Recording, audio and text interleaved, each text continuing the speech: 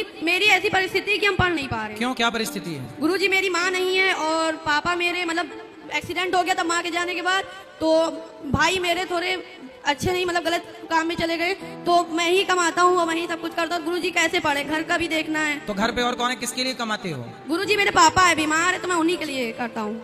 अच्छा, पापा बीमार रहते हैं आपके? हाँ, और माँ है नहीं। तो पिताजी चल फिर नहीं पाते?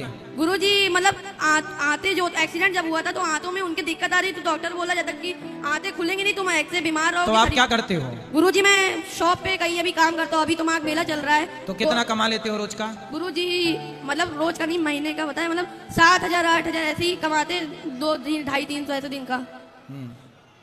बेटा लेकिन आपकी उम्र पढ़ने की है। गुरुजी बड़ा भाई तो है, लेकिन वो अब मतलब माँ तो है नहीं, तो नानिया मतलब जो भी है तो उनके किसी के बहकावे में आके वो बात नहीं सुनता है पापा की, मेरे तो हम ही को करना पड़ता है। आपका बड़ा भाई करता क्या है?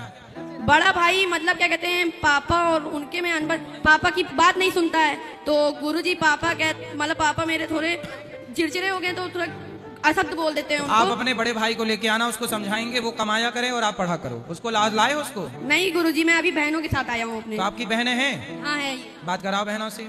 राधे राधे गुरुजी। जी जी, ये मेरी मौसी का लड़का है। तो आप अपने ये मौसी के लड़के भाई को समझाओ कि वो काम किया करे, वो कमाया। नहीं सुनता गुरुजी, उसको बस दिन भर बाहर चलाना, इधर घूमना उधर घूमना, बस। और कुछ कितने उसको साल का नहीं। है? वो 18 साल का है। वो नहीं पढ़ा लिखा? नहीं, वो भी नहीं पढ़ता है। तो आप लोग उसको लेके आना, कल मेरे से बात कराना। ठीक है गुरुजी। जी जी, अगर आप बोलेंगे तो शायद वो आ जाएगा। कल यहीं आके बैठना जहाँ आज बैठे हो। कल ठीक है उसको गुरुजी। प्रश्नोत्तरी में लाना। ठीक है गुरुजी। जी, धन्यवाद गुरुजी। खुश रहिए।